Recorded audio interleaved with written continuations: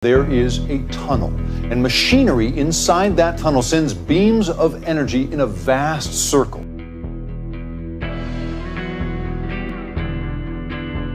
Particle accelerator altered the weight of one electron and therefore destroyed our universe and shifted us into the universe that's directly next to it, and therefore things are different in this universe. Físicos ao redor do mundo estavam incrivelmente empolgados para ver o maior e mais avançado colisor de partículas de energia entrar em funcionamento. Afinal, eles esperaram pacientemente por décadas para enfim ver essa invenção maravilhosa revolucionar nosso conhecimento e entendimento do universo. O Grande Colisor de Hadrons LHC, construído pela Organização Europeia para Pesquisas Nucleares, entrou em funcionamento após uma construção excruciantemente longa, em setembro de 2008. Entretanto, levou um tempo para que os inventores da máquina pudessem aperfeiçoá-la, mas desde então, o Grande Colisor de Hadrons tem ajudado os cientistas a desvendar muitos dos mistérios do universo e várias pistas. Mais recentemente, os cientistas da CERN anunciaram que, quando eles ligaram o LHC com um novo máximo raio de energia, eles detectaram uma coisa inesperada e alarmante. Desde esse incidente, eles têm tentado postular o que exatamente possa ter causado isto, mas até agora tudo que eles têm são teorias que podem ou não estar corretas. O maior colisor de partículas com alta energia foi construído pelo CERN entre 1988 e 2008, em colaboração com mais de 10 mil cientistas e centenas de universidades e laboratórios de mais de 100 países. Foi construído um túnel com uma circunferência de 27 quilômetros, localizado a aproximadamente 175 metros abaixo da fronteira entre a França e a Suíça, próximo a Genebra. A primeira colisão neste hadron foi alcançada em 2010 a uma energia de 3,5 teraelectronvolts por feixe, isto é quase 4 vezes o recorde mundial anterior. Depois dos melhoramentos, a colisão atingiu 6,5 teraelectronvolts por feixe. O colisor consiste em 4 pontos de cruzamento onde as partículas aceleradas colidem. Cada um desses 7 detectores foi feito para identificar diferentes fenômenos posicionados em torno destes pontos de cruzamento. O Grande Colisor de Hadrons colide os feixes de prótons primariamente, porém também é capaz de acelerar feixes de íons pesados, particularmente as colisões de íons de chumbo e as colisões dos prótons de chumbo que são tipicamente executadas anualmente. O propósito principal deste colisor é permitir que os físicos testem as previsões de várias teorias das partículas. O mais importante é que eles estão tentando medir as propriedades dos bósons de Higgs e procurar uma grande família de novas partículas previstas pelas teorias de supersimetria. O termo hadron se refere às partículas de compostos subatômicos feitos de quarks que são mantidas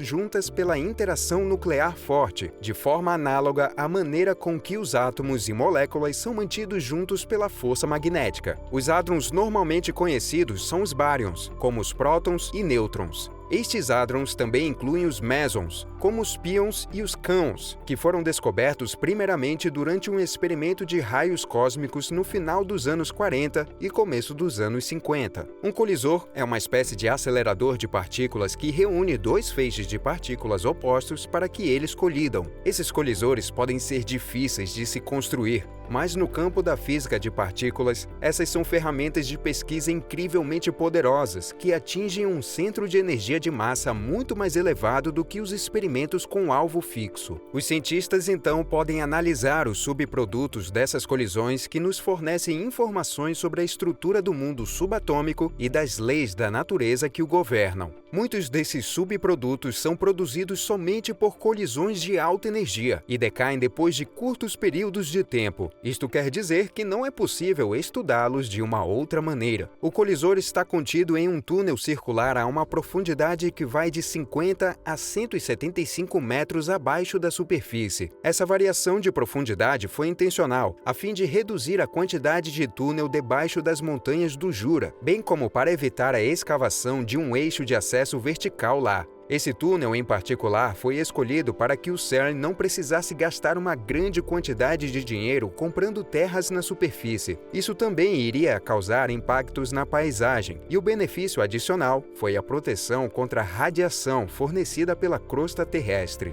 O túnel de 3,8 metros de largura está alinhado ao concreto e foi construído entre 1983 e 1988. Foi anteriormente usado para abrigar o Grande Colisor Elétron-Positron, LEP. Esse túnel atravessa a fronteira entre a Suíça e a França em 4 pontos. A maior parte dele encontra-se na França. O prédio acima do solo dispõe de equipamentos auxiliares, como compressores, equipamentos de ventilação, controles eletrônicos e instalações frigoríficas. Os dados produzidos pelo LHC e as simulações relacionadas ao LHC estão estimados em 15 petabytes por ano, ou aproximadamente 15.000 terabytes. A rede de informática foi construída como parte do LHC para lidar com essas enormes quantidades de informações obtidas por meio das colisões. É um projeto de colaboração internacional que consiste em uma infraestrutura de redes de computadores. A construção do LHC custou cerca de 7,5 bilhões de euros, sendo um dos instrumentos científicos mais caros já construídos. A sua construção foi aprovada em 1995, com um orçamento de 2,6 bilhões e outros 210 milhões destinados para os experimentos. Depois de entrar em funcionamento, no dia 10 de setembro de 2008, o teste inicial do LHC foi postergado por 14 meses, quando o incidente de refrigeração magnética causou danos extensos em mais de 50 ímãs supercondutores, suas fixações e seus tubos vácuo. Durante a primeira simulação em 2010 até 2013, o LHC colidiu 2 feixes de partículas opostas de até 4 teraelectronvolts ou núcleo de chumbo. As primeiras descobertas do LHC incluíam os bósons de Higgs, inúmeras partículas opostas compreendendo os estados de botônion e a primeira criação de quarks e gluons no plasma. O foco inicial da pesquisa do LHC era investigar a possível existência do bóson de Higgs, uma parte vital do modelo padrão da física que foi previsto pela teoria, mas que nunca foi observada anteriormente por conta de sua massa elevada e sua natureza elusiva. Os cientistas da CERN especulam que se o modelo padrão estiver correto, o LHC produziria vários bósons de Higgs todos os minutos. Isso permitiria que os físicos, enfim, confirmassem ou negassem a existência do bóson de Higgs. Além disso, o Grande Colisor de Hadrons permitiria os cientistas a procurarem por partículas supersimétricas em outras partículas hipotéticas. Após a sua inauguração em 2008, a primeira fase operacional durou um período compreendido entre 2009 e 2013, onde houve uma grande parada nas atividades para melhoramentos, o que durou até 2015. A segunda fase operacional ocorreu entre 2015 e 2018, depois da qual houve uma outra grande longa parada até 2022. Em abril de 2022, o LHC retornou às suas atividades com uma nova máxima de feixes de energia de 6,8 teraelectronvolts. Esse ciclo está previsto para durar até 2026. No dia 7 de julho, durante esta terceira fase do LHC, os cientistas ficaram perplexos com o aparecimento de uma rachadura no campo magnético da Terra. Essa rachadura misteriosa não teve uma curta duração, semelhante a relâmpagos antes. Esta rachadura no campo magnético permaneceu aberta durante 14 horas. Isso fez com que os ventos solares intensos fluíssem através da abertura, causando grandes tempestades geomagnéticas e criando uma aurora incrivelmente hipnotizante. Os entusiastas de ficção científica estavam bastante empolgados para saber mais sobre isso, e outros foram mais longe, dizendo que o Vecna, o vilão monstruoso de Stranger Things, talvez tenha entrado em nosso mundo através dessa rachadura. Mas isto é apenas um sonho de fãs fanáticos que infelizmente nunca se tornará realidade. A tempestade geomagnética que se agitou por meio da rachadura criou uma aurora tão bonita que foi difícil tirar nossos olhos dela. Mas como exatamente essa rachadura apareceu? Bem, como se pôde observar, essa rachadura no campo magnético foi formada por causa de um fenômeno raro denominado região de interação corrotativa do Sol, ou SIR. Os SIR são, na verdade, estruturas de plasma em grande escala que são geradas em regiões de baixa e média latitude altitude na heliosfera, quando os fluxos rápidos e lentos dos ventos solares interagem entre si. A heliosfera é a região que circuncida o Sol, que inclui o campo magnético solar e os ventos solares, bem como a ejeção de massa coronal, ou EMC. As regiões de interação corrotativa foram lançadas para fora do Sol em direção à Terra. Isso pode conter ondas de choque comprimidas em campos magnéticos que causam um tempo de tempestade espacial que geralmente se apresenta a nós na forma de magníficas auroras. Essa, em particular, atingiu o campo magnético da Terra durante as primeiras horas do dia 7 de julho, produzindo uma tempestade magnética de longa duração. De acordo com os analistas da Administração Oceânica e Atmosférica Nacional, a ejeção de massa coronal foi incorporada no vento solar à frente da região de interação corrotativa. Então, precisamos ficar preocupados com essa rachadura? Bem, de acordo com especialistas, não há nada com que se preocupar, pois tais fissuras no campo magnético da Terra são bem normais. Este campo magnético funciona como um escudo que nos protege das tempestades solares lançadas pelo Sol em nossa direção. Cria-se que as inúmeras fissuras no campo se abrem e se fecham relativamente rápido, mas estas rachaduras provaram que elas são capazes de permanecer abertas por várias horas.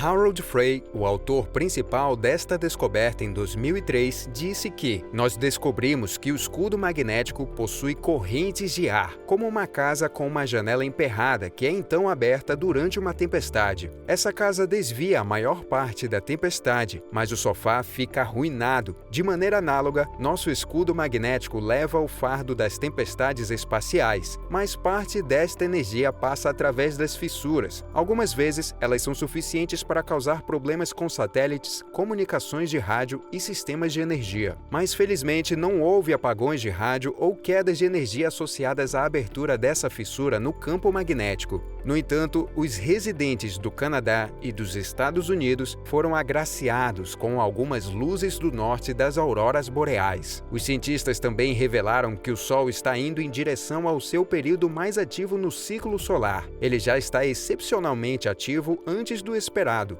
Isto significa que as suas chances de identificar uma aurora, que já são boas, vão só aumentar nos próximos 3 anos. Essa rachadura no campo magnético não é a única coisa que o LHC descobriu recentemente. Em julho de 2017, múltiplas análises baseadas no grande conjunto de dados coletados em 2016 foram reveladas ao público. Os bósons de Higgs foram estudados com mais detalhes e a precisão de vários outros resultados também foram melhorados. Desde março de 2021, os experimentos do LHC descobriram cerca de 59 novos hadrons nos dados coletados nas 2 primeiras fases do colisor. Em 5 de julho de 2022, foi reportado um novo tipo de pentaquark, feito de quark charm e anti-quark charm, quark up e down quark strange, que foram observados durante a análise de decaimento do meson B carregado. Todos os experimentos da física de partículas eventualmente começam a sofrer com a diminuição de resultados depois de alguns anos de funcionamento, uma vez que os principais resultados alcançados pelo dispositivo começam a ser completados. Nos anos posteriores, os resultados observados são proporcionalmente menores. O modo mais simples para se lidar com isso é aprimorando os dispositivos envolvidos, especialmente a energia de colisão, a luminosidade e detectores melhorados. Junto com um possível aumento para 14 teraelectronvolts de energia de colisão, uma atualização da luminosidade do LHC, conhecida como LHC de alta luminosidade, HL-LHC, começou em junho de 2018, que seria supostamente para impulsionar o potencial do acelerador para novas descobertas começando em 2027. Esse upgrade tem como objetivo aumentar a luminosidade da máquina, a fim de aumentar as chances de visualização de processos raros e aprimorar medidas marginais estatísticas. Esta terceira fase está sendo considerada como uma fase intermediária na programação do LHC. O grande destaque da primeira etapa foi a descoberta do bóson de Higgs, há muito antecipado. As primeiras realizações da segunda etapa incluíram as descobertas dos principais modos de decaimento de bósons de Higgs. Essas descobertas verificam se essa partícula é de fato a origem da massa, ao menos para todas as partículas elementares relativamente pesadas. O CERN espera que essa terceira nova fase, que está planejada para finalizar no final de 2025, duplique o atual conjunto de dados. De acordo com as fontes do CERN, esta terceira etapa será seguida por um período mais longo de preparação que pode ser estendido para 2029. Até lá, o crescimento completo do LHC vai entrar mais uma vez em ação com uma taxa de colisão 10 vezes maior do que a atual. Estima-se que a quarta etapa irá durar até 2042 e irá reunir o conjunto de dados finais 10 vezes maior do que o esperado para o fim da terceira etapa. A chave para a física do LHC é a grande quantidade de registros de colisões próton-próton para análise. O próton é a sua partícula de escolha para ser o mais fácil de lidar e manipular, podendo ser acelerada para energias mais elevadas. Entretanto, não é uma partícula elementar, e sim um estado de vínculos de quarks que são mantidas juntas por partículas chamadas gluons, que são quanta, o plural de quantum, força nuclear forte. Para que se possa entender melhor as colisões no LHC, nós podemos pensar nos prótons como um pacote de balas de goma que contém quarks, gluons, antiquarks e até partículas mais pesadas, como os bósons W e Z, que são o quanta das interações fracas, responsáveis pelo decaimento radioativo. Quando dois prótons colidem, o resultado mais provável é o de que os dois pacotes de goma serão rasgados em pedaços e espalharão partículas que serão reformadas em prótons, pions e kaons e outras partículas familiares. Mas às vezes, apenas dois quarks ou gluons tendem a colidir de frente. Isso comprime toda a sua energia em um pequeno ponto, facilitando o seu regresso aos quarks e gluons, ou talvez para as partículas pesadas conhecidas e não conhecidas também. Os físicos podem ter um vislumbre das leis da natureza a uma distância incrivelmente pequena através do estudo e da análise dessas reações extremamente raras, causando essa tremenda liberação de energia. À medida em que o grande colisor de hadrons acumula dados, esses experimentos continuam a crescer, obtendo assim cada vez mais amostras dessas reações raras. Os especialistas esperam que, eventualmente, eles irão acumular eventos o suficiente para fornecer evidências irrefutáveis de uma descoberta. Agora, achando essas duras colisões ocasionais, tem-se um grande desafio em relação aos dados. Os cachos de prótons tendem a colidir 40 milhões de vezes por segundo no LHC. Cada colisão desses cachos tem ao menos 50 ou mais colisões próton-próton individuais. As evidências fotográficas dessas colisões, capturadas pelos principais detectores do LHC, o Atlas e o CMS, são então escritas em um armazenamento permanente. Cada uma dessas imagens é aproximadamente 20 vezes maior do que uma fotografia de smartphone. Isso significa que, ao guardar todas as evidências por apenas um segundo de operação, irá produzir uma base de dados de milhões de gigabytes. Entretanto, em cada segundo de dados obtidos, a maioria dos 40 milhões de eventos são simples e familiares, com apenas algumas centenas de manifestações de bósons W e apenas uma de bóson de Higgs, que está enterrada neste fluxo. Portanto, um dos componentes-chave de cada experimento do LHC é um gatilho que é um banco de processadores dos computadores, que selecionam algumas centenas dessas colisões por segundo para o registro permanente, que serão analisados pelos físicos. Apesar da abordagem imensamente seletiva, os experimentos do LHC constituem uma das maiores bases de dados computadas no mundo. O alvo principal do LHC agora é descobrir novas partículas elementares que podem fornecer evidências para novas interações fundamentais. Algumas dessas partículas propostas podem ser pesadas e podem decair para aglomerados de quarks e leptons, exibindo uma energia muito elevada. Contudo, os cientistas não pensam que tal partícula possa ser descoberta na terceira etapa. Na melhor das hipóteses, esses experimentos fornecerão algumas pistas estatísticas interessantes e talvez algumas imagens sugestivas de manifestações com características inéditas. Isso fará com que os teóricos falem do LHC de alta luminosidade na quarta etapa e de mais algumas pistas para confirmar essas sugestões. Agora existe uma oportunidade real nas pesquisas por novas partículas acopladas assim como as previstas nos modelos de matéria escura.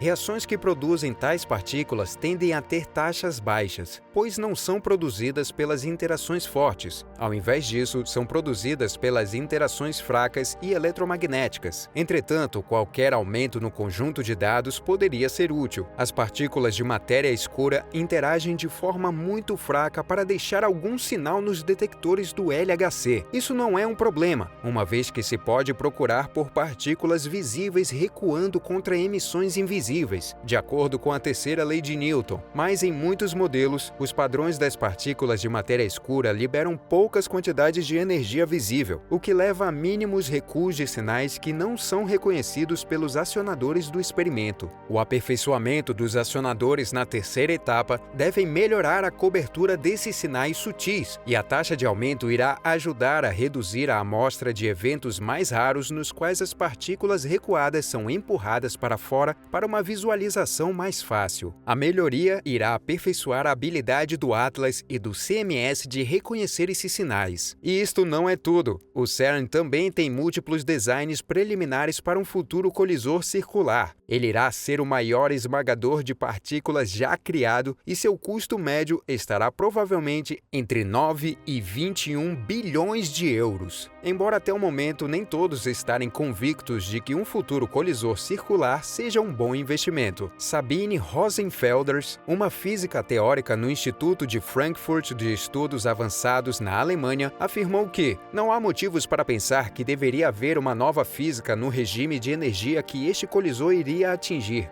As grandes somas envolvidas poderiam ser melhor gastas em outras grandes instalações, como colocar um grande radiotelescópio no outro lado da Lua ou um detector de ondas gravitacionais em órbita. Ambos seriam apostas mais seguras do que um novo colisor, considerando o fato de que o LHC está para finalizar a sua terceira etapa e então se preparar para a quarta. Por enquanto, as duas contribuíram mais do que o suficiente para a física de partículas. Como todos os grandes projetos científicos, o LHC está avançando lentamente, mas também está nos fornecendo um conhecimento mais aprofundado que era inominável anteriormente. A etapa 3 é a próxima fase deste processo, e os físicos esperam que ela traga algumas surpresas, como a fissura recente no campo magnético da Terra que permaneceu aberta por várias horas. Agora queremos saber o que você acha sobre o grande colisor de Hadrons. Deixe nos comentários a sua opinião e até a próxima!